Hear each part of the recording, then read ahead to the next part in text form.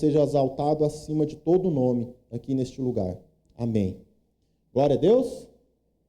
Dando continuidade, então, irmão, a nossa série de palavras, qual é o grande assunto do livro dos Gálatas? Diga assim, é a centralidade da graça no Evangelho. Amém? Paulo está aqui fazendo uma defesa do Evangelho, dando uma série de argumentos do porquê do Evangelho que ele ensinou, que os apóstolos lançaram como fundamento, porquê que este é o Evangelho de Deus. Uma série de argumentações. Primeiro, eu sou apóstolo. Só eu e os outros 12 temos autoridade para lançar. E por que nós temos autoridade? Porque nós não aprendemos o Evangelho com outras pessoas. Cristo mesmo apareceu para nós, ressurreto, e nos ensinou por revelação. Por isso, só os apóstolos podem lançar os fundamentos do cristianismo. Amém? Ninguém mais pode fazer isso hoje. Nós estamos fundamentados até hoje nesse alicerce que os apóstolos lançaram. Glória a Deus, irmãos. Por que o evangelho que eu prego é verdade? Primeiro, eu não estou pregando algo que só eu acredito. Eu estou em unidade com os outros apóstolos, mesmo não andando com eles. Paulo também já falou isso. Eu mesmo já repreendi o apóstolo Pedro usando o evangelho. O evangelho está acima de nós. Está acima da própria autoridade apostólica. Não existe autoridade na terra maior do que as Escrituras. Não tem apóstolo, não tem pastor, não tem mestre, não tem papa, não tem famoso, não tem ninguém que pode estar acima das Escrituras. Quantos entendem o que eu estou dizendo? E Paulo, no capítulo 3, começa a argumentar teologicamente. E ele mostra nas antigas Escrituras, e fala de Abraão, e fala da própria lei de Moisés, explicando que tudo aponta para o Evangelho de Deus, que ele está pregando. E não tem nada a ver com o que os judaizantes pregavam, que é o que ele estava combatendo, o outro evangelho, o falso evangelho, que é Cristo e o que, irmão? E mais alguma coisa. É Cristo e as obras da lei, é Cristo e a circuncisão, é Cristo contextualizando o dízimo, é Cristo e o devocional. Não, é só Cristo e este crucificado. Glória a Deus, irmão. Independente de qualquer obra humana. Isso que Paulo está nos ensinando. E a mensagem do Evangelho, ela é pura quando a graça está no centro. Se nós tiramos a graça do centro e colocamos obras humanas, é outro Evangelho. Glória a Deus? É isso que nós estamos falando até aqui. Espero que os irmãos estejam acompanhando. Então, o favor de Deus, ou seja, quando a gente fala de graça, é o favor de Deus, a sua vontade. Enquanto o outro Evangelho é Cristo e mais alguma coisa. Então, Paulo está fazendo essa defesa até aqui que nós estamos vendo.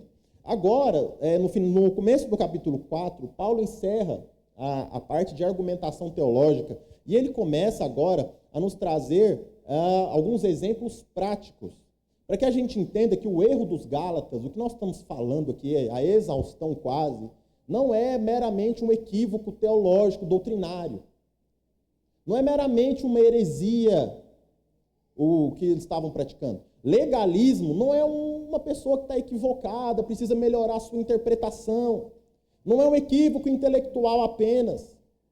Porque a maneira como nós enxergamos a doutrina da salvação, a maneira como nós cremos, temos a consciência de salvação, essa visão, ela impacta diretamente as nossas relações. E é isso que Paulo vai falar aqui agora, a partir do verso 8 que a gente leu, nós vamos expor. Então, Paulo vai mostrar aqui agora que esse equívoco dos Gálatas, muito além de uma questão intelectual, virou e se tornou uma questão relacional. Quando se lembram lá, quando a gente fez a introdução, Paulo fala assim, graça e paz por causa de Cristo, ou paz por causa da graça. Porque nós, quando estamos centralizados na graça, qual que é o resultado, irmãos? Diga assim, paz. Diga assim, paz com Deus, paz com o próximo e paz interior. Amém? Quando a graça não é o centro do Evangelho, mas é o homem, é a obra do homem, é o mérito do homem, é a religiosidade do homem, a paz se perde. Paulo fala, há pessoas entre vocês que estão perturbando, ao invés de paz por causa da graça, existe perturbação por causa do outro evangelho. Quantos entendem o que eu estou dizendo? Então, como isso impacta? Coloca aqui a primeira projeção. Nós vamos falar do que Paulo fala aqui, né? São 3 pontos, 3 impactos relacionais que mudou como a relação dos Gálatas mudou. Primeiro, do verso 8 ao 11, Paulo vai dizer, por causa dessa confusão, por causa desse engano que vocês estão crendo, a relação de vocês mudou com Deus, mudou comigo, e também a forma como vocês se relacionam com os falsos mestres também mudou. A teologia que você carrega intrinsecamente aí na sua mente, aquilo que você crê, todo mundo faz teologia, você sabia? Não, mas eu nunca estudei isso na minha vida, eu não sei nada. Alguma coisa de Deus você tem a dizer. Alguma coisa de Deus você pensa. E logo você é um teólogo. Quem fala isso é o R.C. Sproul, somos todos teólogos. Agora, o tipo de teologia que você carrega na sua consciência vai impactar a maneira como você se relaciona com Deus, como você se relaciona com o próximo e como você se relaciona até mesmo com falsos mestres. É isso que Paulo vai argumentar aqui. Glória a Deus, irmãos. Então, Paulo vai fazer aqui uma série de contrastes, comparando como é a relação nossa com Deus quando cremos no verdadeiro evangelho. A relação com Deus é assim, de vocês eram assim, quando vocês criam na mensagem do evangelho, e ela passou a ser assim quando vocês foram para outro evangelho. Vocês se relacionavam comigo dessa maneira, e agora, em contraste, estão se relacionando assim. A sua relação até mesmo com falsos mestres, como você lida com um tipo de pessoa que prega outro evangelho. Era de um jeito, e agora mudou. Paulo vai fazer uma série de comparações e contrastes para que os irmãos percebessem onde eles estavam caindo. Amém? Então diga assim, a forma como eu entendo a doutrina da salvação afeta diretamente a minha vida. Amém? Afeta diretamente as nossas relações. Glória a Deus, irmãos. Amém? Uma vez que a gente perde aí de foco a graça no centro da mensagem, ou seja, o favor imerecido de Deus, a gente coloca mérito, justiça própria, o resultado, como eu falei, são perturbações nas relações, impacto nas relações. Relações destruídas, estremecidas, a comunhão é prejudicada. E se a comunhão é prejudicada, a nossa espiritualidade é comprometida. Glória a Deus, irmão. Porque espiritualidade não é ostentar os dons espirituais. Espiritualidade é você encarnar as virtudes de Deus na relação. É o que Paulo vai falar no capítulo 5, nos frutos do Espírito. Glória a Deus. Então não interessa se você profetiza, se você faz fogo cair do céu. Se você tem uma relação ruim com a sua esposa, você não é espiritual, você é carnal. Se você tem uma relação ruim com seus amigos, se você já viu gente que onde vai tem um probleminha? Tem um probleminha lá onde mora, na rua, tem um probleminha lá, tem uma relação bagunçada na família, tem uma tretinha na igreja, onde vai tem um probleminha. Você não está exercendo espiritualidade, você está sendo carnal. Mesmo se você pregar todo domingo num púlpito. Glória a Deus, irmão. Mesmo se você faz devocional todo dia, mesmo se você vai todo final de semana no encontro com Deus, aleluia, você não é espiritual. A gente vê isso pelas relações. É o que Paulo está chacoalhando os irmãos aqui. Acordem, pelo amor de Deus. Homens e mulheres espirituais têm paz onde quer que estejam. Diga assim, paz com Deus, paz com o próximo e paz interior. Quem não tem paz com o cônjuge, com os outros, não tem paz com Deus. Quem não ama o próximo, não ama a Deus. Essa é a lógica da Bíblia, amém, irmão? 1 João fala, se você vê um irmão passando dificuldade e não ajuda, você não ama ele, logo você também não ama Deus. Como você diz que ama um Deus que não vê e não ama um irmão que você vê?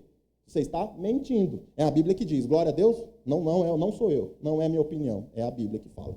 Glória a Deus, então é isso que a gente vai ver, o impacto que houve na relação dos Gálatas e o que acontece com a gente também, quando perdemos de vista o Evangelho. Amém? Então, coloca aqui deixa o primeiro tópico aqui, para conforme eu for falando, os irmãos não esquecer onde eu estou. Então, a primeira coisa que foi impactada, diga assim, a relação dos Gálatas com Deus. Amém? Então, o primeiro contraste que a gente vai ver, que Paulo vai fazer aqui, ele vai mostrar qual é a forma cristã de servir ou de se relacionar com Deus e qual é a forma pagã de se relacionar com a divindade. Ele vai falar um pouco aqui rapidamente, a gente vai destrinchar. Então, lembre-se que os Gálatas, eles eram ali de uma região de domínio grego. Ou seja, toda a cultura grega estava ali na cabeça deles. Eles eram pagãos, Eles adoravam as divindades gregas. É Zeus, é Poseidon, Hades, Hades. Eu falei Hades. Hades. Ares, e vocês entenderam, né? Oh, meu Deus do céu. Então, eles tinham, sim, no passado deles, uma prática pagã de se relacionar com as divindades. Amém? Glória a Deus. Eles eram pagãos. Então, eles foram alcançados por Paulo. Paulo pregou o evangelho puro de Deus para eles. Eles passaram a se relacionar com Deus de uma maneira que é de acordo com o evangelho. Os falsos mestres vieram pregando outro evangelho para você ser aceito por Deus. Não é só Cristo, é Cristo também. Mas você precisa fazer a circuncisão, você precisa guardar as datas judaicas, você precisa fazer as festas, né? Ou seja, você tem que ser um judeu cristão. Senão, Deus não vai estar feliz com você, você não está salvo, Deus está irado com você. Tirou a graça do centro, colocou as obras humanas. E aí, Paulo está dizendo aqui categoricamente que eles voltaram ao paganismo. Agora, deixa o menino chorar. Menino chora, é assim mesmo. Amém? Então, a partir do momento em que eles tiveram essa confusão doutrinária sobre a salvação, que eles começaram a crer no outro evangelho, a maneira deles se relacionar com Deus voltou a ser exatamente como eles se relacionavam com as divindades gregas. E o que é paganismo? Que os irmãos sabem. Os pagãos, eles se relacionavam com as suas divindades motivados basicamente em duas formas. Quantas formas? Vocês estão comigo? Amém? Primeira forma, favor. Segunda forma, pavor.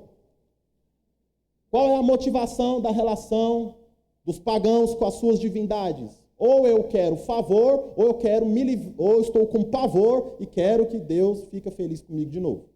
Essas são as formas de se relacionar, uma forma pagã de se relacionar com Deus. Então imagine que você naquela época, ou ainda que seja hoje, sei lá, você é um agricultor, tinha um agricultor naquela época, e ele queria que a colheita dele desse certo, tivesse uma boa colheita, um bom resultado, um bom faturamento. O que ele fazia? Ele ia lá na divindade correspondente, eu não sei, né, na cultura grega, quem era o deus das plantações, você sabe? Adriel tem uma mente de enciclopédia. Artemis, estou falando, inteligente. Então ele ia para o deus Artemis fazer o sacrifício lá no templo para que aquele deus entregasse o que ele queria. Para cada necessidade humana tinha um deus, não é assim? Porque afinal de contas, irmãos, idolatria nada mais é, ídolos, melhor dizendo, nada mais é do que a materialização dos desejos humanos. O homem tem uma necessidade, ele cria um deus para ele ter aquela necessidade satisfeita. O nome disso é idolatria. Glória a Deus, irmão. Não é só os gregos que fazem isso, não. Vocês vão ver. O cristão faz isso também, se não prestar atenção. Toda vez que você quer alguma coisa, é possível que você crie um Deus para que ele te entregue o que você quer. E aí, beleza. Então, qual era o alvo da adoração deles era a deusa Artemis, que é a deusa que podia dar o favor, a graça, né, de ele receber ali uma boa colheita. Então, ele ia lá, adorava esse Deus, mas qual que era a motivação do coração dele? Receber a bênção. Sim ou não? E a outra forma outra motivação que havia na relação pagã com suas divindades era o pavor. Então vamos supor que você ia fazer uma viagem, você precisava fazer uma viagem lá marítima, e aí tinha semanas, estava chovendo e muito forte, muita onda. O que um pagão fazia lá no templo lá de Poseidon? Faz um sacrifício, pelo amor de Deus, Poseidon, apazigua aí os mares, para eu não morrer, para que a sua ira não caia sobre mim. Eu estou adorando você, mas a minha motivação é o pavor. Quantos estão entendendo o que eu estou dizendo? Isso é paganismo. Glória a Deus, irmão. Ficou claro? Então, o que Paulo então está dizendo aqui para os irmãos?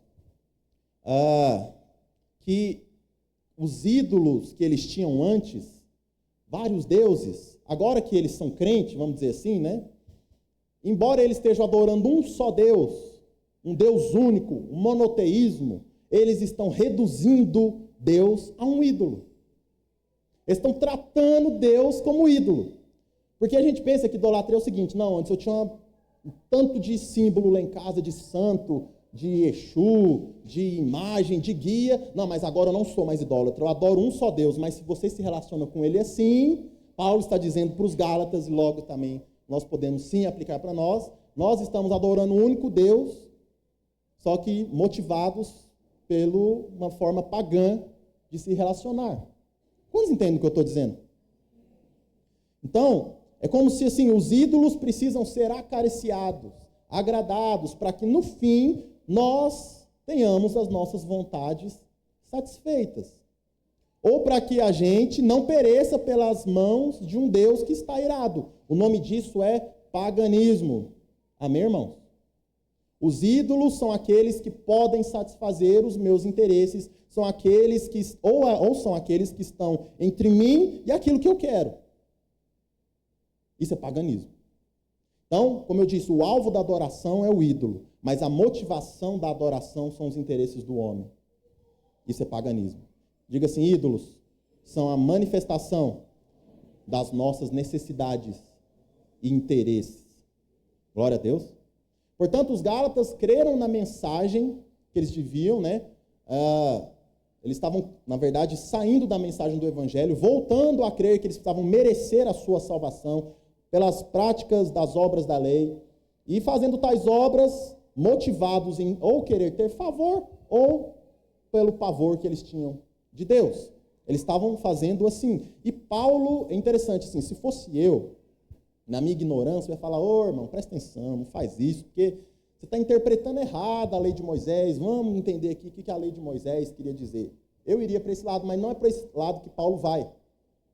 Como eu preciso aprender com Paulo? Paulo não perde nem tempo com isso. Paulo fala assim, não é que vocês estão interpretando errado a lei de Moisés, vocês estão voltando ao paganismo. É isso que vocês estão fazendo. É muito mais grave do que uma mera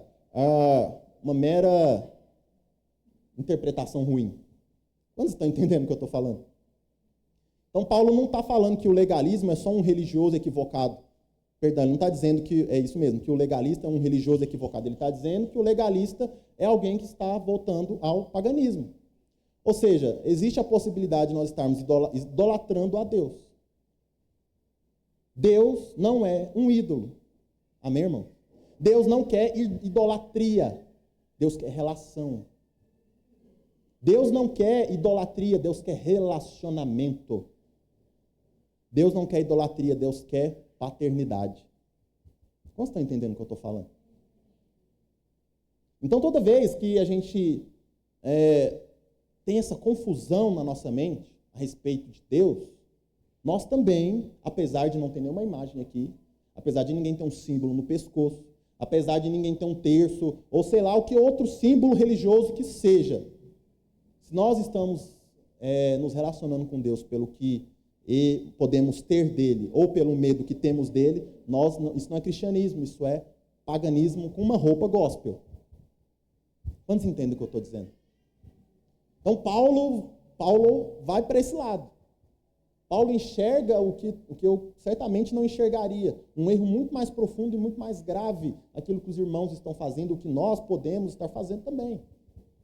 Amém, irmãos? Nós cremos no monoteísmo, mas é um monoteísmo pagão, da mesma forma que os politeístas. Amém? Então não adianta a gente ter essa consciência de um só Deus, mas tratar ele, reduzir ele, melhor dizendo, a um ídolo. Então a pergunta é, por que a gente busca a Deus? Por que nós estamos aqui hoje? Por que nós cantamos canções? Por que nós oramos? Por que nós jejuamos? Por que nós servimos ao próximo? Deixa o Espírito Santo sondar o seu coração e avaliar a sua motivação. Qual é a motivação do seu coração? Reflita no seguinte exemplo. Vamos supor que Deus fala assim, hoje eu vou me materializar aqui na família Fluir, em pessoa. Eu vou descer aqui, vou colocar uma mesa, e eu vou ter 5 minutos com cada um de vocês na mesa, onde você pode falar o que você quiser. Vai rolar aqui um papo direto, olho no olho. E aí é o seguinte, vamos fazer uma fila, né, para atender um de cada vez, e enquanto isso, você espera, toma aí um papel e uma caneta para você. Eu te pergunto, como é que esse papel e essa caneta ia chegar na mesa de Deus? Ele ia chegar cheio de anotação, cheio de anotação de tópico, para que você tenha certeza que você não vai esquecer de nada do que você tem para dizer para Ele? Ou será que esse papel chega em branco na mesa de Deus para você ter certeza que não vai perder nada do que Ele tem para dizer para você? Seja honesto, fala a verdade. Você vai fazer uma lista de pedidos, nossa, hoje é o dia que Deus vai me dar, nossa, não posso esquecer não. Nossa, tem aquele irmão, tem aquele parente, está me dando trabalho, nossa, tem aquele problema no serviço, tem um dinheiro aqui que eu estou precisando, e uma dor que eu sinto nas costas, nossa, aquela unha minha encravada feia, vou pôr aqui também, né, já que ele está aqui, e a folha lotada. Ou será que você não ia querer perder nada do que Deus tinha para contar para você? Qual é a motivação do nosso coração em se relacionar com Deus? Será que a gente pensa que Deus não sabe? Jesus não disse? Antes de vocês pensarem, antes da palavra vir à boca de vocês sobre o que vocês querem pedir, eu já sei. Então a oração não é você contar para Deus o que Ele não sabe.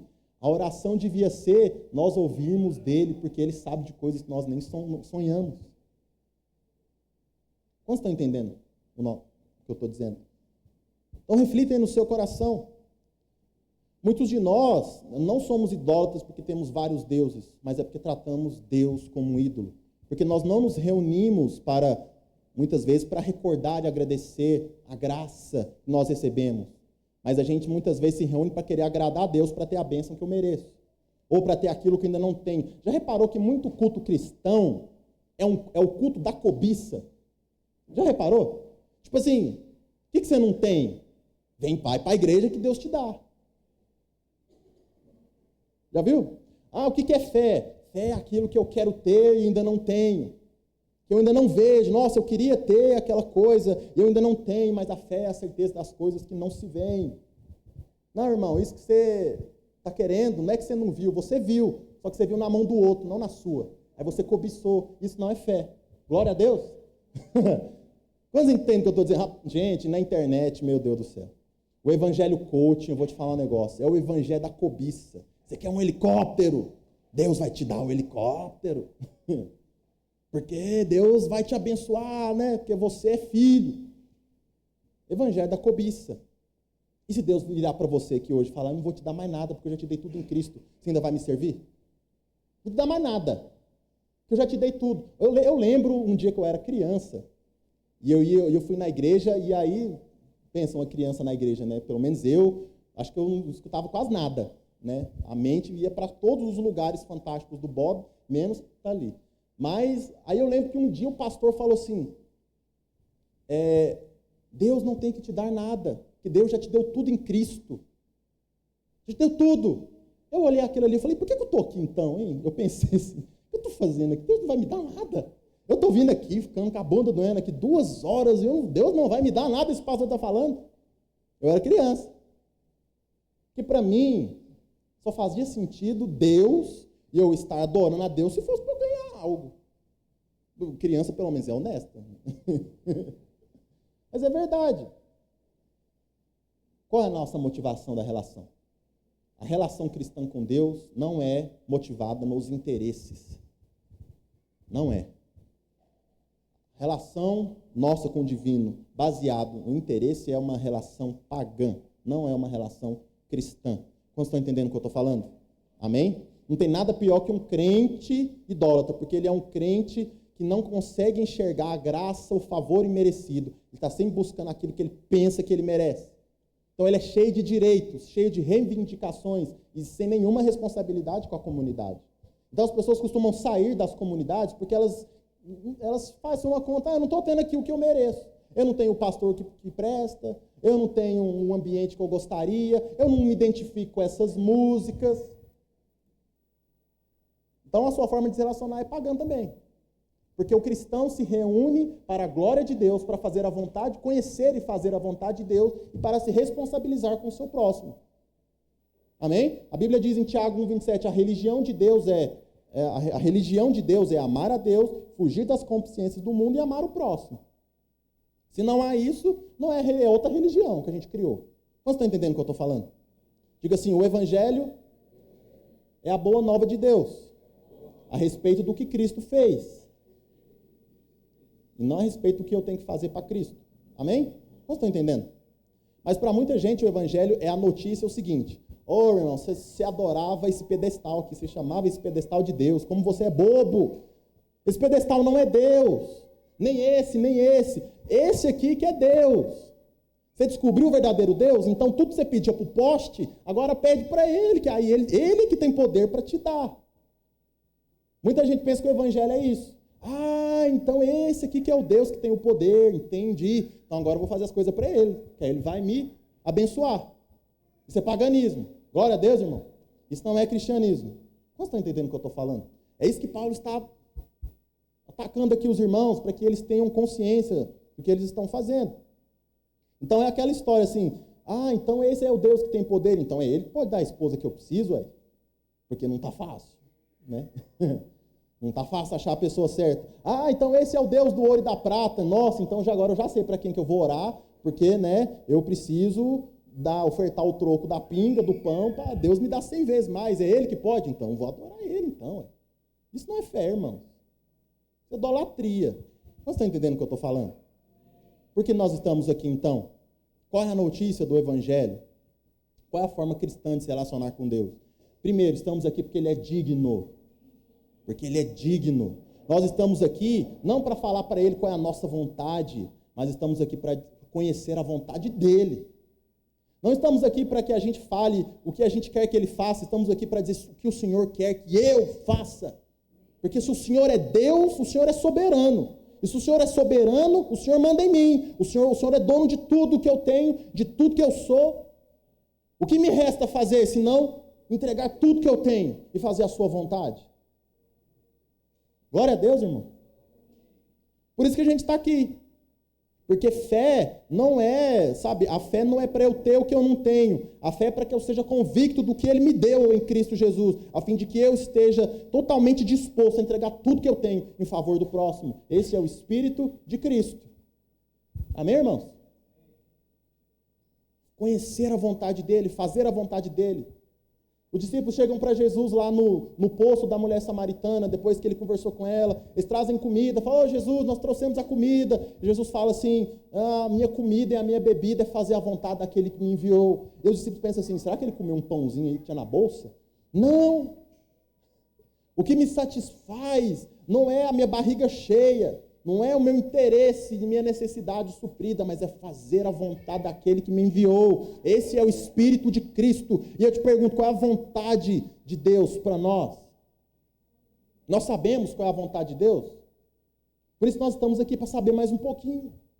Por isso que a gente ora para saber mais um pouquinho. Por isso que a gente jejua para os nossos olhos serem abertos mais um pouco e eu saber o que Deus quer de mim. Quem Deus é, quem eu sou em Deus, que Deus diz sobre mim, a fim de que eu faça a vontade dEle. Não é para fazer uma lista interminável das minhas necessidades, a fim de que Ele, tendo o poder, faça aquilo que eu quero. No fim das contas, parece que você que é Deus na relação, porque é você que tem que ter a sua vontade feita. Como é que é isso? Isso é paganismo, isso não é cristianismo. Quantos estão entendendo o que eu estou falando?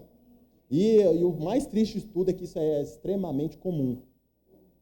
Eu não estou falando de maneira terceirizada, eu estou falando no nosso coração.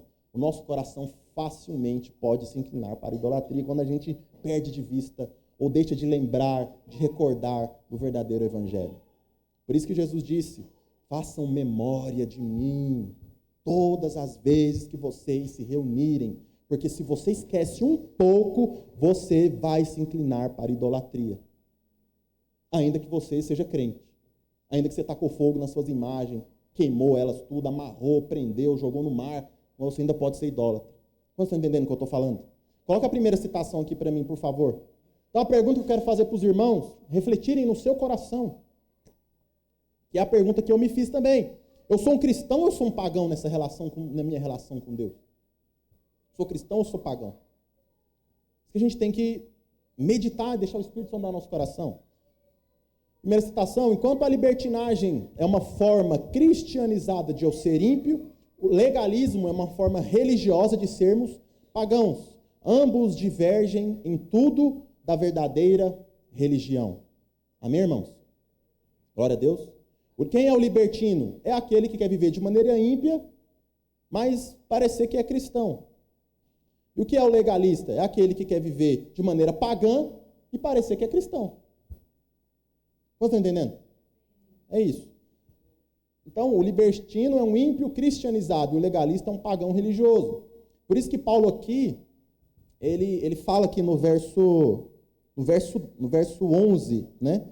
Será que eu voltei à estaca zero com vocês? Vocês se converteram do paganismo para o evangelho, para a fé cristã, e será que vocês voltaram para trás? Voltaram a ser pagãos? Será que todo o meu trabalho com vocês foi em vão? Por isso que ele está falando isso aqui, porque ele realmente enxergava que os irmãos tinham retrocedido. Quantos estão entendendo o que eu estou falando? Amém? E é o que Paulo, ele fala aqui aos filipenses, né, quando ele vai também se dirigir aos falsos mestres, ele fala assim, o Deus deles é o ventre. O que ele quer dizer com isso? É as vontades, são os desejos, sabe? É o pecado, é interessante perceber que o pecado do Éden era um pecado do ventre também, né? O que eu quero comer? O que me agrada aos olhos? O que vai me saciar? É a vontade de Deus ou é o fruto? Ou é a comida, né? Paulo fala, o Deus deles, dos falsos mestres, é o ventre.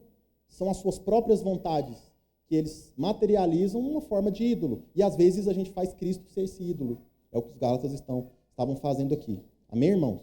Mas diga assim, o evangelho está pautado na graça, no que ele fez por nós, e não no que fazemos para ele.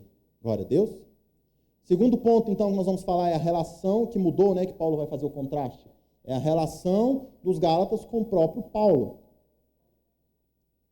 O erro, a confusão na mente deles gerou uma perversão na relação deles com Deus e também na relação deles com Paulo, né, que para a gente aqui vai apontar as nossas relações aqui entre os irmãos.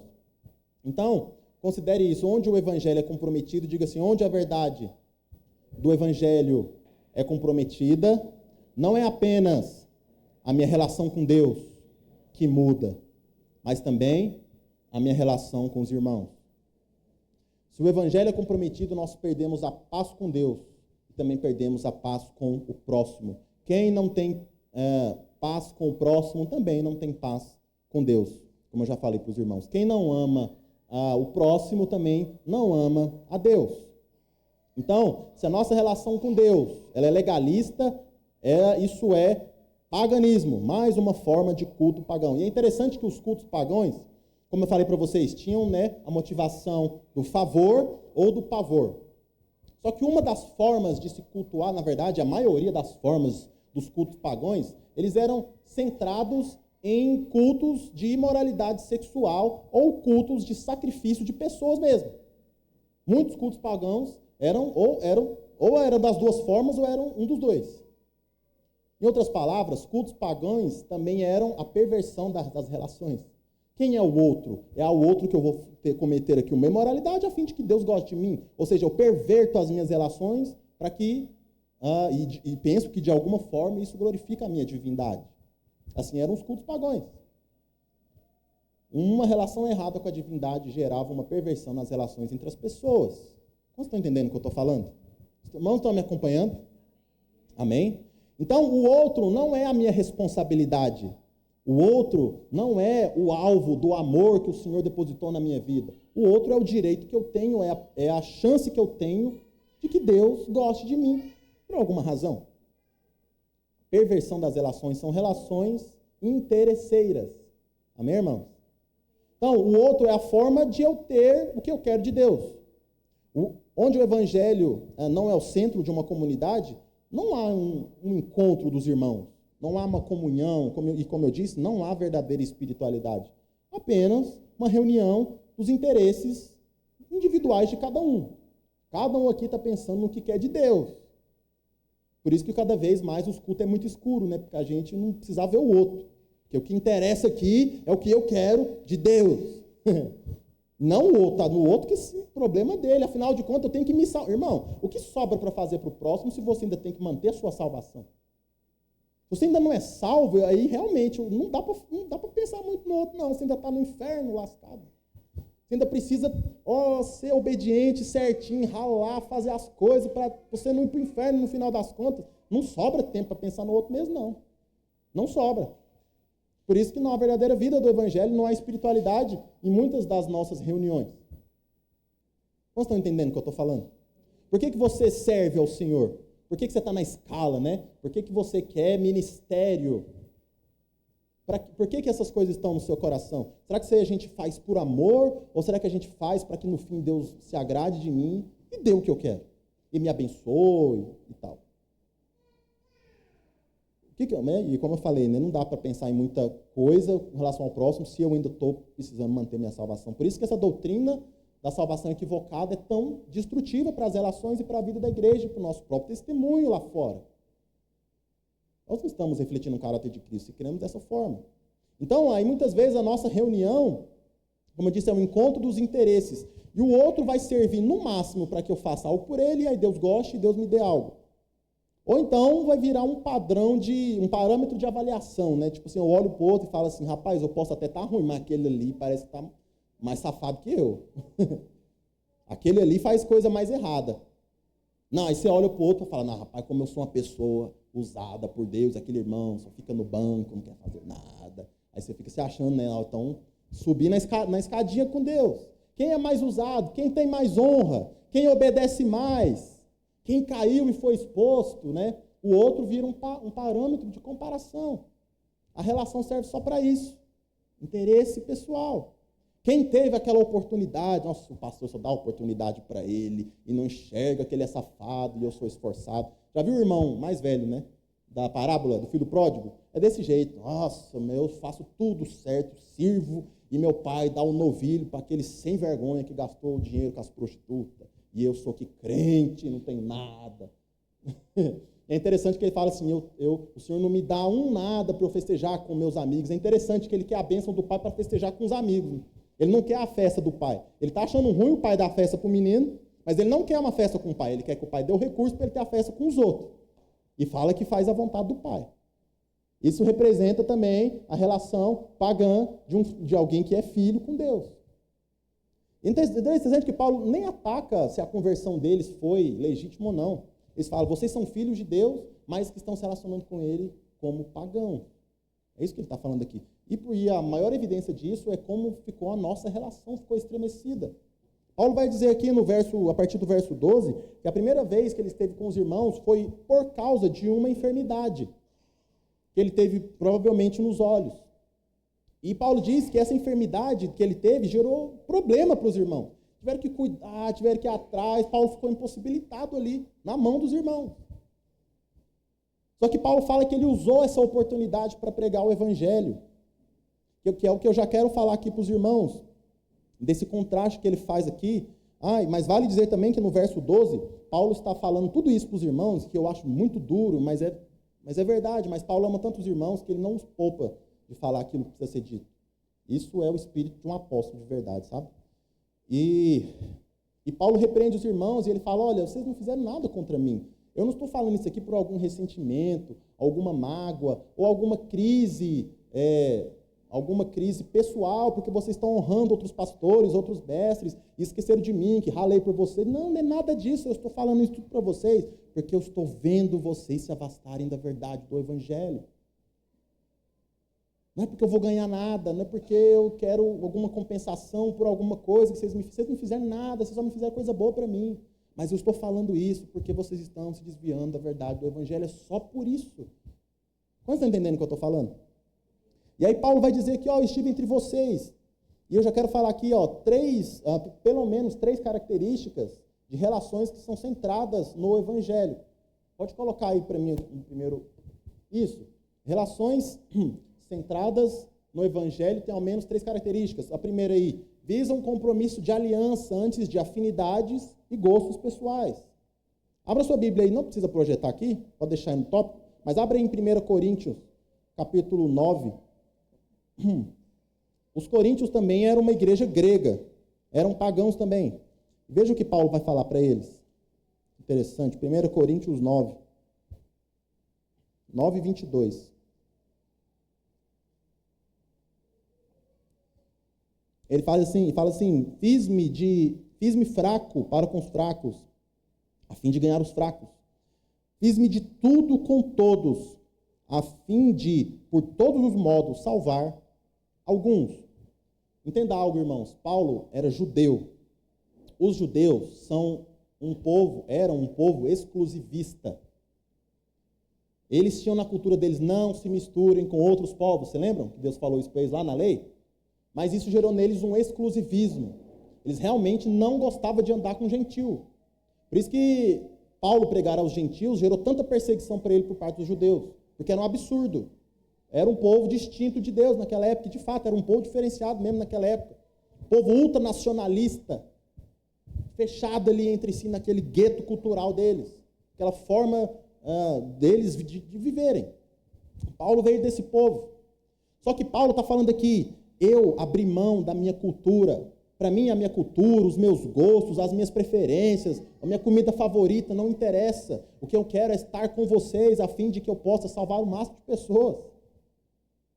E é interessante o tanto, para vocês saberem, o tanto que judeu é exclusivista. Vocês lembram quando Pedro tem um sonho lá de uma mesa, um tanto de comida lá que os judeus falavam que era impuro, e o anjo fala, come.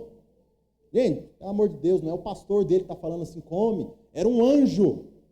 Sabe o que Pedro fala para o anjo? Está amarrado, jamais que eu comer, nunca. Queima, Jesus, essas comidas impuras. Um anjo. Você consegue contrariar um anjo. Esse era o grau de exclusivismo e distinção dos judeus com relação aos outros povos, outras culturas, outras comidas e por aí vai. Mas Paulo está querendo ensinar aqui para os irmãos, olha, em favor de vocês, por amor da relação, pelo propósito, compromisso de aliança que nós temos no Evangelho, eu contextualizei a realidade de vocês. Eu entrei na cultura de vocês.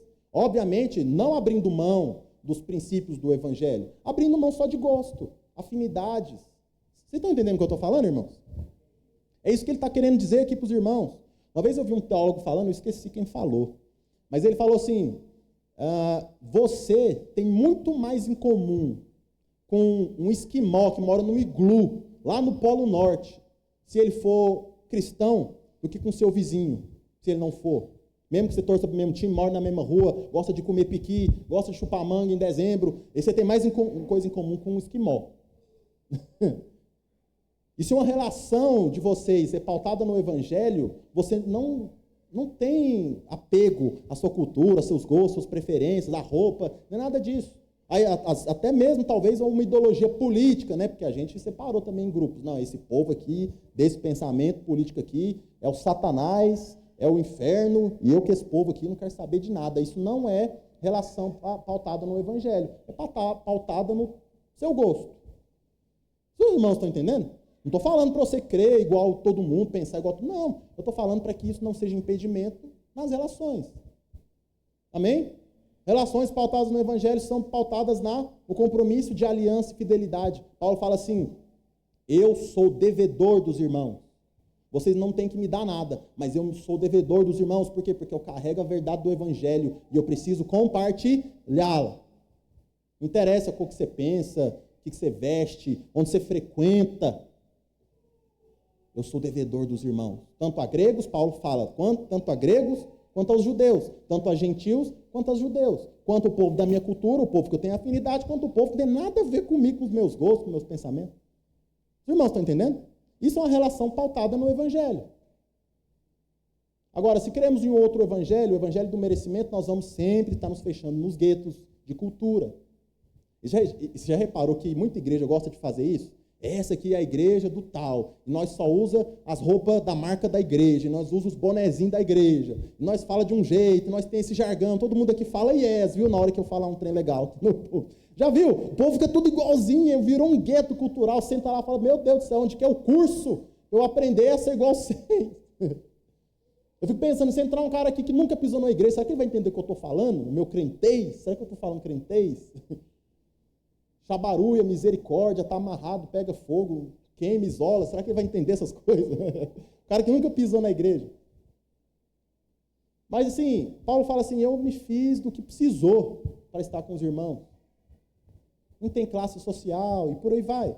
Porque Deus fala em Apocalipse que ele salvou as pessoas de todos os povos, raças, línguas, tribos. Sim ou não, irmão? Então Paulo está dizendo aqui, a nossa relação não é pautada em afinidades, mas é pautada no compromisso que eu tenho com vocês no Evangelho. Glória a Deus, irmãos. Amém? Glória a Deus. Eu conversava com um irmão, né, naquela época polêmica lá, das eleições, ele falava, nossa, eu vejo tanta coisa errada, eu queria postar um trem no Instagram, metendo pau, né, naquela galera lá e não sei o quê. Eu falava assim, aquela galera, né, que é ímpio, só fala besteira, que só faz coisa feia, não sei o quê. Eu falei, irmão, mas, assim, não que eu concorde com nada disso, mas não é esse o povo que é o alvo da nossa pregação? Não é com esse povo que a gente tinha que ter uma oportunidade de um dia sentar na mesa e falar do Evangelho? Por mais que eu não goste da opção dele, daquilo. E aí, se você posta um trem desse, essa pessoa fala assim, eu nunca na vida sento na mesa com esse safado aí. Vocês estão entendendo? Nós, a gente tem propósito com o Evangelho, que é levar a mensagem. Mas cada vez mais eu vejo a gente se fechando na nossa cultura, no nosso jeito, e a gente nunca vai ter espaço na mesa de certas pessoas que Cristo queria que a gente fosse. Não estão entendendo o que eu estou falando? Não feche as portas com as pessoas, por mais que às vezes elas nos ofendam com aquilo que falam. Se tem um povo que pode ser ofendido, é nós. Não é só a gente que tem a fé que fala para perdoar, para virar a face. Só nós temos a mensagem que fala que a gente deve amar os inimigos, orar por eles, para que as pessoas saibam que somos filhos de Deus. Foi isso que Jesus disse, irmão? Não feche as portas com alguém que disse, ainda que ele fale, eu sou seu inimigo, mas eu não sou seu, irmão. O dia que você quiser, eu sento na sua mesa, a gente come o que tiver na sua casa e a gente compartilha um pouco daquilo que eu creio. Você está entendendo o que eu estou falando, irmão? O que adianta? A gente só senta com crente não tem que ouvir evangelho, já sabe. Sim ou não? Eu tenho que sentar com o povo da bagaceira lá das Olimpíadas lá, que vocês viram lá. É com aquele povo que a gente tinha que sentar. O que a gente faz? Fecha as portas, xinga eles, manda eles para o inferno. Não vamos ter mesa com esse povo. Aí nós estamos abandonando o propósito. Amém, irmãos? Terceiro ponto, não há interesse pessoal. Amém? Se sabemos que temos tudo de Deus, eu não preciso enxergar no outro a chance de uma necessidade minha ser suprida. Eu posso enxergar nas relações a oportunidade de ter uma dádiva repartida. Paulo não tinha interesse em pregar o evangelho para aqueles irmãos, mas ele estava disposto a entregar tudo, a fim de que Cristo fosse formado neles. Isso é característica de um mestre legítimo. Amém, irmãos? Glória a Deus. Terceiro e último ponto, que Paulo vai contrastar, né, a relação dos Gálatas com os falsos mestres. Vamos ler uma citação? Essa citação, pode passar para o próximo? Essa citação aí nada mais é do que o mesmo versículo, nós lemos aqui, Gálatas 4, 17 ao 20, só que na versão A Mensagem, escrita por Eugene Peterson. A versão A Mensagem ela é uma espécie de paráfrase da Bíblia. Sabe, ele pega o espírito do texto e fala de uma maneira que a gente consiga entender a alma do texto, entendeu? Não é uma Bíblia para você estudar ela, mas é uma Bíblia para você entender o cerne daquilo que está sendo dito. Então, é como se ele dissesse assim, a partir do verso 17, na versão A Mensagem.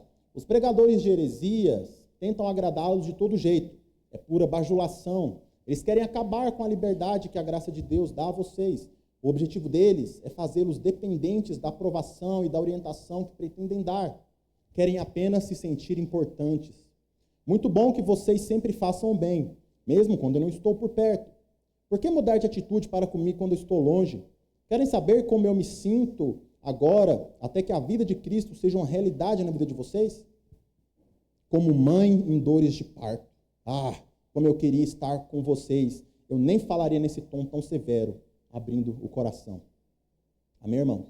Então, Paulo agora vai se virar para dizer como é que os Gálatas estão se relacionando com falsos mestres, uma vez que eles estão crendo no outro evangelho. E a primeira coisa que ele fala lá no verso 12 é que ele não nega o zelo dos falsos mestres. Ele fala, é bom ter zelo. Eu sei que eles são zelosos, esses que estão pregando essa outra mensagem para vocês. Só que a motivação deles não é o amor. Eles não são sinceros. E a gente já viu aqui relações não pautadas no evangelho, e sim nas obras, que é o que eles pregavam, né? O evangelho das obras. Significa relações interesseiras. Então você vai notar que os falsos mestres, o problema deles não era falta de zelo, eles eram bem zelosos. Paulo vai falar aqui que eles gostavam de bajular os irmãos, pregando o que eles gostavam de ouvir. Então, os falsos mestres, pode ser que você ache um falso mestre Até mais agradável que eu, o Diego. Não, mas aquele culto lá é pesado demais, os meninos acabam com nós. Eu não discordo muito não, porque a Bíblia também esmaga a gente, você precisa de ver. A gente só compartilha de maneira fiel. Mas os falsos mestres gostam de um culto bajulador, onde eles ficam falando que você é incrível, sabe? Que você merece receber de Deus, que você não deve se misturar com qualquer um. Você é a média das 5 pessoas que você anda. Quem ensinou isso para você foi o capeta, irmão. O coach do Satanás que te ensinou um trem desse. Porque se isso fosse verdade, imagina o tanto que a média de Jesus caiu, né? Quando ele largou de ser Deus para andar com a gente, que somos depravados. Então a média de Jesus foi até o inferno, né? Literalmente. Loucura. Mas as pessoas gostam de ouvir isso, porque elas saem de lá com o ego inflado. Então os falsos mestres são muito mais agradáveis que nós. Essa que é a verdade. Mas é assim, porque o evangelho tem a parte, o Diego falou, né, sobre a parte da lei do evangelho, como que o evangelho entra a lei entra no evangelho. Essa é a parte dolorosa do evangelho, em que a gente descobre que a gente não é o oprimido da sociedade, nós somos quem ajuda ao oprimir. Não é assim? Nós não somos os feridos da igreja, você já feriu muita gente também. Sim ou não? Entendeu? A gente deixa de ser vítima e começa a ser responsabilizado. É isso que o evangelho faz. Por isso que os falsos mestres não gostam de pregar essa parte, né? Eles ficam pregando aquela graça barata, né? Que o Dietrich Bonhoeffer fala. Então, os falsos mestres, eles têm essa aparência de zelo, né? Então, eles gostam que você seja dependente intelectual deles, que eles não dão ênfase na sua responsabilidade sacerdotal e na sua vida espiritual, pessoal com Deus. Você quer oração? Deixa que eu oro para você, ué. Manda aí que o seu pastor intercede por você nas madrugadas. Desde que você, né, deixa a paga ali também, que senão você não está sob a minha cobertura. Maldito seja quem fala, maldito quem prega esse outro evangelho. Amém, irmãos? Cuidado com isso. Cuidado com isso, porque se o evangelho é mérito, a mensagem desse povo vai começar a fazer sentido para nós. E nós temos que ter cuidado. Então, eles gostam sim, Paulo disse, eles são bajuladores, são muito zelosos. Então, eles não ligam se você lê sua Bíblia ou não. É só você ir no culto, ué. Nós estamos pregando aqui a Bíblia. Deixa que eu interpreto para vocês. Eu já cansei de falar. Vocês não acreditam em mim, não. Chega na sua casa, abre e confere se o que eu estou falando é verdade. Não precisa acreditar em mim. Mas o falso mestre fala, não se preocupe, nem entra nesse assunto. Só vai no culto. Deixa que eu estou interpretando aqui para você. Aí você é enganado. Então, é favorável para eles que as pessoas sejam espiritualmente preguiçosas, intelectualmente fracas. É interessante para eles, porque aí é fácil guiar as pessoas para aquilo que eu quero. Não estão entendendo o que eu estou falando? Amém, irmãos? Então, você se torna espiritualmente dependente dessas pessoas. Assim são os falsos mestres, né? Então, eles são tão zelosos que ele te convence que todo final de culto você tem que fazer a fila lá para o pastor pôr a mão na sua cabeça, senão a semana não presta, né? Então, e aí eles vão te falar, né, que você precisa ser um pouco mais moral, fazer isso ou fazer aquilo, para que Deus te abençoe a sua vida, e por aí vai, né? Muito ruim, muito triste. Então, crer em outra mensagem pode nos fazer, sim, dependentes emocionalmente e espiritualmente de falsos mestres. E aí eles alimentam a nossa preguiça espiritual, intelectual, e quando você percebe, você está dentro de um sistema religioso tóxico. Já tem um monte de gente aqui que chega, né, não, Diego? E que fala isso, eu vim de uma comunidade de doida, onde tinha isso, tinha aquilo, o pastor era dominador, não gostava que eu nem visitasse outras igrejas, eu não podia ir nem na apresentação do meu sobrinho lá, que ele achava ruim, e por aí vai, né? Por quê? Dominação. E ele te convence, distorcendo a palavra, que se você não fizer o que ele está falando, você é um rebelde e está em pecado. É ou não é assim, irmão? Quem já passou por isso sabe o que eu estou falando, né? Então, zelo eles têm, muito zelo, que é o ser aqui, ó, pertinho deles. Porque falsos mestres amam o rebanho de Deus. Vocês sabiam disso? Eles amam. O pastor Paulo Borges uma vez falou, pastor e lobo ama ovelha quase do mesmo jeito. Só que o pastor dá a vida pelas ovelhas e o lobo vive de ovelha, né? Então você não vai perceber falta de zelo, mas você vai perceber interesse pessoal nessa relação. Então, o outro evangelho que é pregado, ele não é apenas um desleixo, um erro doutrinário, uma heresia, mas se trata de interesses pessoais. A gente tem que aplicar isso não só aos outros, né, irmão? Mas a nós também. O reformado é aquele que deixa o Espírito Santo reformar o seu próprio coração. Então, por que a gente serve o corpo de Cristo? Por que queremos servir? Por que queremos obedecer? Por que queremos cumprir uma coisa ou outra? É porque é um bom negócio? Ou porque dá prestígio? Ou porque você quer ter a recompensa, a bênção? Ou será que você entendeu que isso faz parte do seu propósito eterno? Ou você entendeu que você só está aqui para fazer a vontade desse Deus? Porque Ele quer manifestar as virtudes dele na sua vida, e as nossas virtudes só são manifestadas nas relações. Sabe quando você tem algum problema de relação aqui na igreja, o que é normal? Normal. Onde tem gente junta, vai ter algum probleminha, porque eu e você não somos nada fácil, sim ou não? Sim ou não? Então vai ter problema relacional, e é justamente aí que Deus vai te amadurecer, e é justamente nessa hora que você troca de igreja. Já reparou? Não, aqui já não serve mais para mim, porque aquele irmão lá não tem como, né? Não é não? É justamente nessa hora que você fala, não, precisa achar uma comunidade que presta, né? Porque onde tem um cara daquele lá, não tem como. Era nessa hora que Deus ia trabalhar o seu caráter, trabalhar o seu coração, trabalhar as suas virtudes, você correu de Deus. Vocês entendem o que eu estou falando? Então, por que nós fazemos o que estamos fazendo? Qual é o nosso propósito? A gente está aqui. Então, a gente precisa entender que o nosso interesse pelo rebanho de Deus precisa estar alinhado com o interesse de Cristo. Só isso. Amém, irmãos? O que você quer com o outro? É o que Cristo quer também? Então está uma relação alinhada. O que você quer com o outro? É algo exclusivo para você? É um interesse contemplado? É um prestígio? É uma honra? É uma oportunidade? Sei lá. O que você quer com o rebanho de Cristo? Mas se não está alinhado com o interesse de Cristo, é uma relação que não está pautada no Evangelho. Amém, irmãos? É isso que Paulo está falando. Vocês, quando eu estive aí com vocês, olha como vocês me trataram. E eu preguei o Evangelho, porque aquela doença para mim não era uma maldição, era uma oportunidade de eu estar com vocês e pregar o Evangelho. O crente pode ressignificar toda a sua vida. Por que eu trabalho? É para ganhar dinheiro ou para ter um encontro com pessoas que eu não teria, caso eu não precisasse trabalhar? Por que eu fico doente? É para ter um encontro com pessoas que eu não teria, caso eu estivesse saudável a vida toda. Por que eu tive que mudar de cidade? Por que Deus me mandou para lá? Por que isso? Por que aquilo? Deus faz tudo motivado para que você tenha um encontro com pessoas, porque o Evangelho se manifesta nas relações. Não é no seu quarto de oração, aleluia, irmão? O seu quarto de oração você se fortalece para aguentar a relação. Enche do Espírito lá, dá aquela respirada e fala, agora vamos lá insistir naquele irmão que Cristo entregou a vida por ele. Bora lá. Isso são relações pautadas no Evangelho. Quantos estão entendendo o que eu estou falando?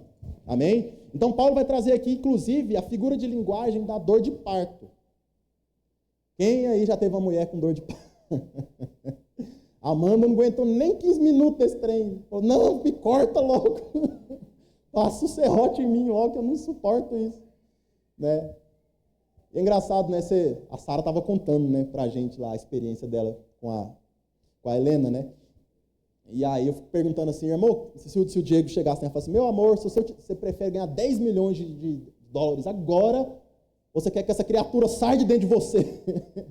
Eu quero que esse menino saia daqui agora, que eu não aguento mais, eu não quero mais nada. Paulo traz a analogia a isso. Eu não tenho interesse nenhum em vocês. A única coisa que eu quero é que vocês cresçam. E se eu precisar sentir essa dor, eu quero sentir, mas me ajuda para que isso passe logo. Porque um parto, o nascer, é você se emancipar, né? Cortar o cordão umbilical. É o seu primeiro passo do crescimento. Emancipação. Mas falsos mestres querem ser no cordão umbilical desde o resto da vida, dependendo do leitinho que é dar para você, da bênção, da oração, o áudio da madrugada lá. Eu lembrei de você, querido. Deus me pôs, sabe? Amém, se isso rolar, mas se isso não rolar, você vai ficar, ninguém lembra de mim naquela igreja, pastor. Não, irmão, corta esse cordão umbilical aí, era para você estar fazendo isso para os outros, não esperando que o pastor faça isso para você, para sempre. Vocês estão entendendo o que eu estou falando? Maturidade. Então, a forma como a gente se relaciona com falsos mestres é o seguinte, você crê na mensagem deles, você é dependente deles. Você crê na verdade do Evangelho, você é cada vez menos dependente do outro e mais responsável pelo outro.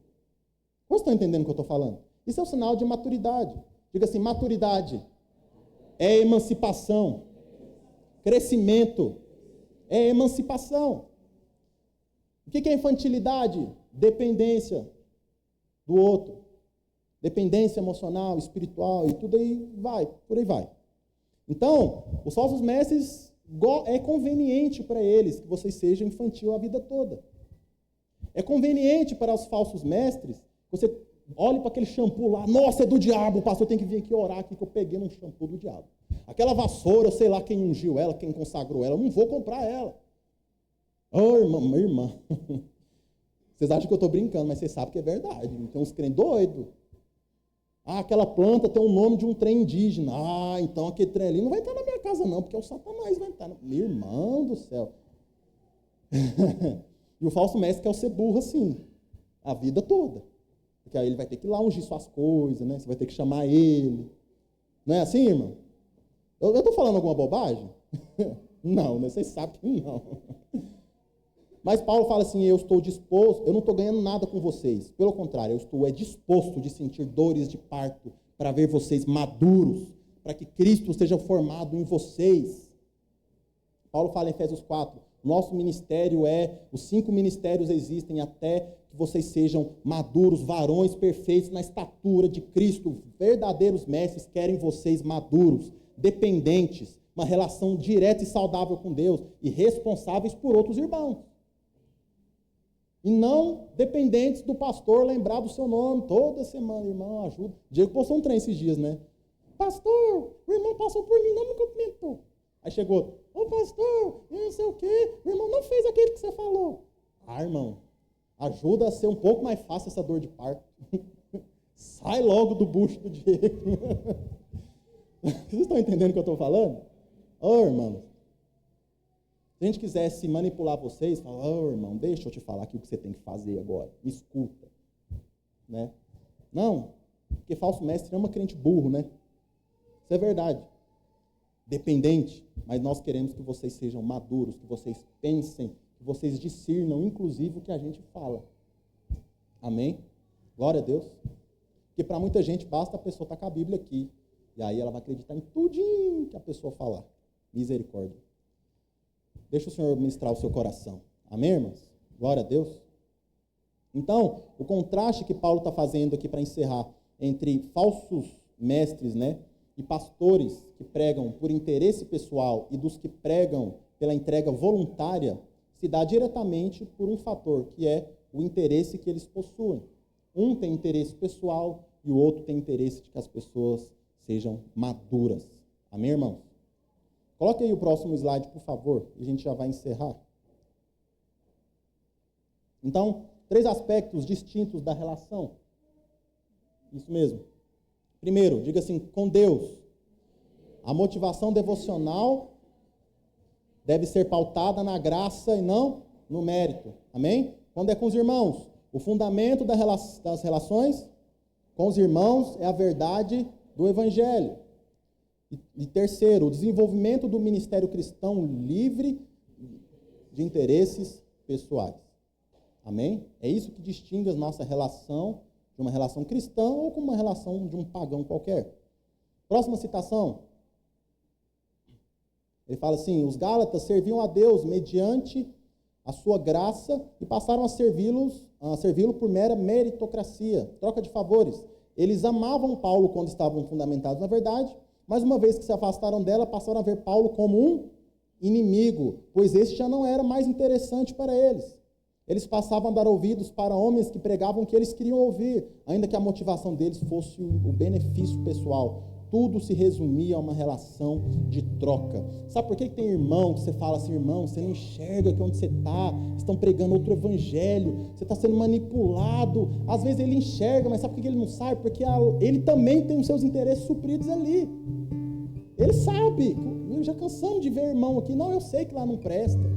Temos um exemplo aqui dos mais claros possíveis. O irmão fala, não, eu sei que aquela igreja, o pastor é safado, eu sei que ele abusa de mulher, eu sei que ele não presta, mas lá eu tenho network. Não é brincadeira, eu não estou brincando. Diego é testemunha, ele fala isso mesmo. E não, meus negócios melhorou muito depois que eu fui para aquela igreja.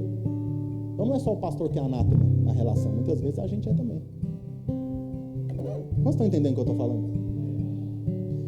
Então, o que tem de comum naqueles 3 pontos que eu falei, no que mudou na relação com Deus, com os irmãos, na relação com os falsos mestres? É simples, nos 3 pontos entrou o interesse pessoal. Simples assim. Então, o interesse pessoal virou a motivação da relação deles com Deus, o homem no centro. Por isso que a gente fala, uma igreja, ela só é pura se o evangelho está no centro. E o evangelho só é puro se a graça está no centro da mensagem. Amém, irmãos? Porque todo aquele que prega outro evangelho, Paulo fala, é maldito, mas também todo aquele que acredita, não discerne a mensagem que entra no seu ouvido, é insensato, é tolo. Nós precisamos de emancipação intelectual, você precisa conhecer a sua Bíblia. Quando vê aquele candidato lá falando, eu sou crente, vote em mim, você tem que ter a Bíblia na sua cabeça para avaliar e falar, crente nada, mentiroso, manipulador, bajulador, só quer o povo de Deus para ter o que quer. Só faz obra social para aparecer, para vender. Você tem que ter os seus olhos abertos, pelo amor de Deus, com as escrituras no seu coração. Alguém falar que é crente não adianta nada. Alguém lê alguns versículos fora de contexto não adianta nada, porque até o diabo citou uns versículos para Jesus. Você acredita num trem desse? Sabe, Jesus, o que está escrito? Então não é suficiente. Você vai ter que pôr sua cachola para trabalhar. Você vai ter que discernir. Você vai ter que conhecer o texto que o Satanás está falando e falar assim, mas também está escrito isso aqui que completa isso. Não é só isso isolado. Amém, irmãos? Então guarda isso no seu coração. Paulo também fala, João escreve a Éfeso, falando também sobre a motivação do coração. Fala, vocês são uma igreja zelosa também, parabéns, vocês são muito zelosos. Vocês são perseverantes, parabéns, mas vocês abandonaram uma coisa, o primeiro, o amor. E qual é a motivação do nosso coração, que nós não podemos abandonar? É justamente, eu não me relaciono com você porque eu tenho interesse em você, é por causa do amor de Cristo. E amor é servir. Então, amor não é sentir. Não espera sentir nada por ninguém, porque amor cristão não é amor sentimental, mas é um amor de entrega, é um amor de atitude, é um amor de decisão. Você pode sentir qualquer coisa pelo irmão, não interessa, mas se você está o amando com o que você faz, com o que você entrega para ele, no amor de Cristo, você está o amando verdadeiramente, ainda que você ainda sinta uma raivinha dele. Entendeu? Amém, irmãos? Essa é a motivação do nosso coração, e Cristo fala para Éfeso, lembre-se de onde você caiu, se arrependa, senão eu vou tirar o candelabro de vocês. O que eu vou dizer? Senão essa igreja não precisa existir mais. O candelabro em Apocalipse era o símbolo das igrejas. Ou você se arrepende, volta a motivação do amor naquilo que você faz. Amor, você é zeloso, parabéns, mas você precisa ser zeloso por amor. Você é perseverante, parabéns, mas você tem que perseverar por amor. Então ou você volta, ou você é uma igreja desnecessária. Eu vou tirar vocês daí. E foi o que aconteceu. Amém, irmãos? Voltemos, nos arrependemos. Por que você serve a Deus? Por que você serve o seu irmão? Por que você abre a sua casa? Por que você lê sua Bíblia? Por que você ora? Por que você vem aqui? Por que você canta? Qual é a motivação do seu coração? Que o alvo da sua adoração é Cristo, o Deus único, eu não duvido. Mas qual é a motivação de você estar falando com Ele? É porque você descobriu que Ele tem o poder para dar o que você quer? Ele é o Deus que existe? Ou é porque você entende o que Ele fez por você? E você entende que o seu propósito é entregar tudo para o outro, assim como Ele fez por nós? Vocês estão entendendo o que eu estou falando, irmãos? Vamos ler as últimas citações aí e eu vou encerrar. Eu dividi ela em vários, eu vou lendo, aí você vai passando conforme eu vou lendo. A verdade do Evangelho nos livra de servir a Deus por interesses, nos livra do medo e do desejo pelo favor. Ela nos liberta para que sirvamos a Deus por gratidão ao seu amor infinito e imerecido para conosco. A verdade do Evangelho faz com que amemos pessoas que amam a verdade, ainda que sejamos confrontados por elas. Ela também faz com que não tenhamos apreço por homens que estão afastados da verdade, independente de quão interessantes e lucrativos eles sejam para os nossos desejos pessoais. A verdade do Evangelho faz que preservemos o sentimento de Cristo, o qual nunca fez nada visando benefícios pessoais. Irmãos, já parou para pensar que Cristo fez tudo o que fez, porque Ele não teve um dia da vida dele em que estava preocupado se ele ia ser salvo ou não? E por que Ele não tinha essa preocupação? Porque eu sou filho, eu sei quem me enviou, eu sei quem eu sou, eu não estou preocupado com bênção. Eu encarnei numa família pobre porque não interessa, eu não preciso de recursos para ser a pessoa exata que Deus me fez para ser. Eu não preciso de poder para ser a pessoa que Deus quer que eu seja, porque se precisasse disso, Jesus não precisava abrir mão do seu poder divino, mas ele abriu mão. A Bíblia diz que ele foi feito menor do que os anjos. Cristo tinha menos poder que o menor demônio, que o menor anjo. Ele era homem, mas ele fazia tudo o que fazia, não é pelo poder, é pela autoridade, porque quem sabe quem é seu pai, tem autoridade. E não está pensando em si, porque quem sabe quem é, quem sabe seu pai, sabe também o que tem, herdeiro de tudo. Eu não preciso de nada, eu só tenho o que entregar. Isso não é claro para nós, porque a gente precisa entender mais o Evangelho, conhecer a vontade de Deus, parar de vir aqui para receber algo de Deus. Você já recebeu tudo de Deus, tudo. E se Deus tirar tudo que você tem, igual fez com Jó, você ainda é totalmente abençoado com toda sorte de bênçãos espirituais, porque você pode ter perdido coisas terrenas, mas você jamais perderá as coisas eternas, só por você ser quem você é. Então, diante disso, o que resta para nós fazer aqui, irmão, se não compartilhar tudo isso que nós temos, se não viver e tornar visível as virtudes invisíveis de Deus? Amém? Então a gente segue a paz e a santificação para que a gente veja a Deus, ou para que Deus seja visto na nossa vida? Continuando, a verdade do Evangelho, eu já li isso aqui, vou ler de novo. A verdade do Evangelho faz com que preservemos o sentimento de Cristo, o qual nunca fez nada visando benefício pessoal, o qual em sua relação com Deus não servia para se salvar, e em sua relação com os irmãos não se relacionava pensando em si. A verdade fundamental implícita nessa passagem é que somente a pureza do Evangelho é capaz de nos levar a preservar a natureza do caráter de Cristo em nosso interior. É por isso que Paulo se dispõe a ter dores de parto, a fim de que o objetivo final seja alcançado: Cristo formado nos irmãos. Amém? Levanta onde você está, fecha os seus olhos, vamos orar a esse respeito.